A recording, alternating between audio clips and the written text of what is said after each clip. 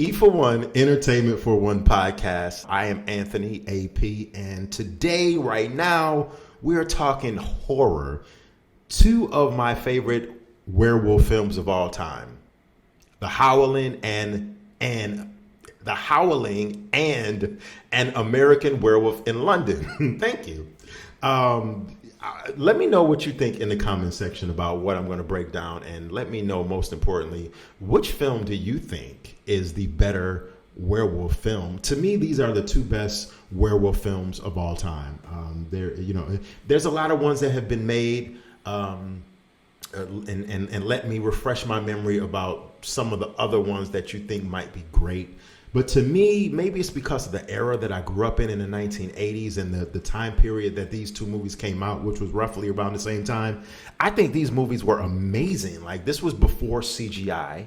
So you saw a lot of practical effects used in this film. And it just both of these films epitomize not only werewolf transformations, what a werewolf is supposed to look like on screen, but they epitomized horror. These movies are, well, let me just say this. The Howling is genuinely a horror, a spooky, creepy, very dark, creepy film.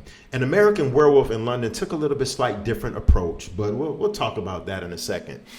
Okay, I'm gonna size this up and break this down so we can all just kind of gauge where I'm going with this on my thought process of which one I think is better.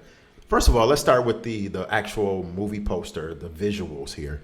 I thought The Howling had a better movie poster. The poster for The Howling was just more scarier. I mean, even though it was it was a drawing, an artsy kind of a poster. It wasn't like an actual person in the poster. You saw the werewolf claw scratching through the paper, through the poster, and you saw the woman just look screaming and just her mouth wide open because she was terrified of the werewolf. I mean, that just stood out to me. And whereas An American Werewolf in London's poster was a little generic. I mean, let's just call it for what it is. It just wasn't scary. You just saw the two guys there, and they were literally just turning around, like looking at something. You couldn't see what they were looking at. But they were just kind of like, it was just very bland and very generic. So that's Howling, hands down, had the best poster for the film. Absolutely. As far as one of the things that I've always liked in films, especially one of the things in the 1980s, right, that you knew you were going to get in a horror film was tits and ass. You knew that you were going to see some, as my man Joe Bob Briggs used to say back in the day on the movie channel, you knew that you were going to get some breast, and you could literally count on screen how many breasts that you were going to see. I love the way Joe Bob Briggs used to say, okay, coming up tonight, we're going to watch this movie. This movie has 18 breasts. This movie has 2 breasts. And he would literally count the breast on a woman, like how many breasts you would see throughout the film. But that's another side topic. But the TNA factor, hands down, goes to The Howling. An American Werewolf in London had a slight, sexual situation kind of scene, but The Howling, man, they just let it all hang out, and that was one of the things that I really enjoyed about The Howling was they had a sex scene. Let me get the names right of the actors here.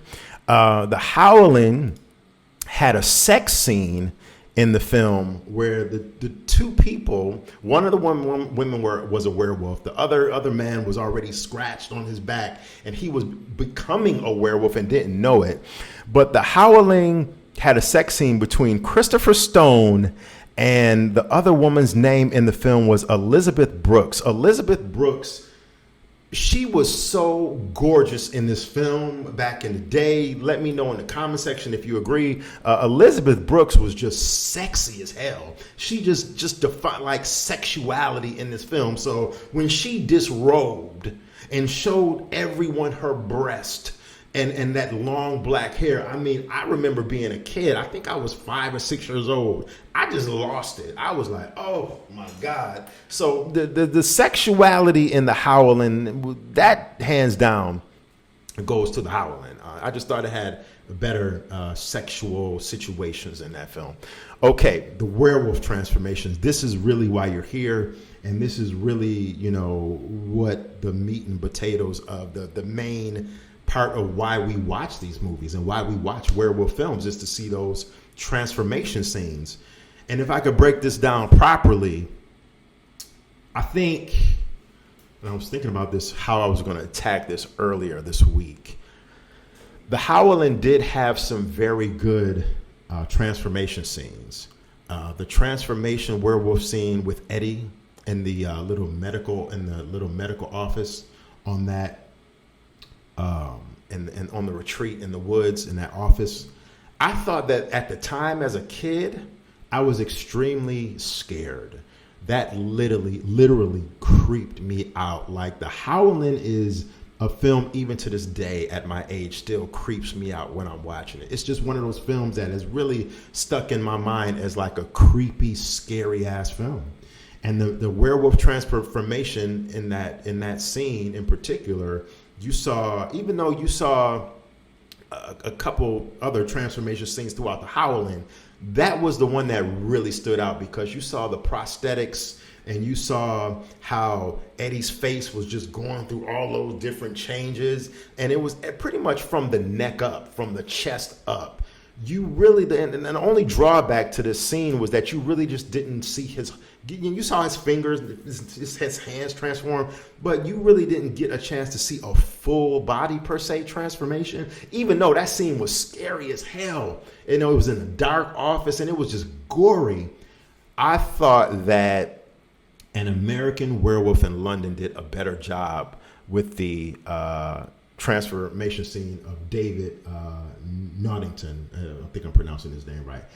To me, it was more of a full body transformation scene. That scene seemed like it was long. I mean, very long back in the day. Like I remember watching it like, whoa, this is like a 2 to 3 minute transformation scene. It just wasn't something that was quick. And they showed the full, and once again, no CGI was used whatsoever in these films. Practical effects. And the practical effects were just as effective, were more than effective than in CGI. Whereas I feel that if you had these two films come out today, in this year of 2023, both films would be nothing but CGI. And that's what is a drawback to CGI. CGI doesn't look as effective as the practical effects that were used some 35 years ago, 35, almost 40 years ago. So I'll give this to an American Werewolf in London because I thought that the transformation scene with David Nottington, I thought it was more effective, but the Howling had its moments throughout the film with this transformation scene. So definitely give that to American Werewolf in London. As far as the story-wise, I feel that the Howling had a better story. Story-wise, I thought the American Werewolf in London story was a little bit, kind of like not as luring me in as the Howling. American Werewolf in London's overview was 2 American college students on a walking tour of Britain are attacked by a werewolf. Pretty simple, cut and dry. Whereas the Howling is after a bizarre and deadly encounter with a serial killer, a television newswoman is sent to a remote mountain resort whose residents may not be what she thinks they are. They're werewolves. And I just think the whole approach with the Howling about, they had a background of her being almost attacked by a serial killer and then her going to this place of serenity and her doctor recommending her to go to this resort to where she can kick back, relax, clear her mind. She thinks she's there for some serenity and she ends up almost getting killed and just overrun by these werewolves. One of her good friends dies by the hands of a werewolf. Her husband turns into a werewolf. I mean, she's going through some really traumatic shit here. Whereas in, American werewolf in London, it's just pretty much two college students go out, get attacked by werewolves. And I mean, it was pretty cut and dry here, so, I'm giving that to the Howling all day. So, yeah. And as far as the actual gore and actual horror in the film, once again, I'm going to give that to the Howling, because I thought the Howling was just more gory, more hard to look at. I think the Howling actually, I don't think I know the Howling had more kills than an American Werewolf in London. But one of the things that was very interesting, and I will say this, and I won't totally, discard American Werewolf in London, because one of the things that was, even though American Werewolf in London had one of the best kill scenes in the horror genre in the 1980s, and even now, that chase scene where the guy was alone by himself in that in the subway system in London, and he was getting haunted down and chased by the werewolves, I thought that was brilliant. The only thing I didn't like was that you really didn't get to see the werewolf really in its full form and really just get cut loose and do his thing the way the werewolves in the Howling were just visually going after the kill and just letting loose and just doing their thing throughout the whole movies. We really only got to see the werewolf in certain shots in American Werewolf in London, displayed and portrayed in a certain way. You had the neck kill by the werewolf, and I think besides we only saw the full werewolf in London maybe twice, at the end when he was cornered in the alley, and then one or two other times real quick throughout the movie. So I thought the Howling did a better representation of the werewolves and showing the werewolves in full. And even though in Howling they were standing up versus being on all fours, how the werewolf was in London, I thought either werewolf standing up or on all fours, it really didn't matter. Both were effective. But I thought the gore factor went to the Howling for sure. Like I said, that subway scene in London where the guy was getting chased and how the camera was just following him, that showed you the werewolf's point of view, POV. I thought that was very original, very good. But the gore factor goes to the Howling. So overall, in my opinion, I think the Howling is the overall better film, just from those aspects and overall. But now I'm turning it over to you. Please let me know in the comment section. Let me know what you think. And I definitely want to gauge my opinions versus yours. You have been watching the Entertainment for One, E for One podcast. Thank you so much. And comment. I will check you later. Have a great one. Peace.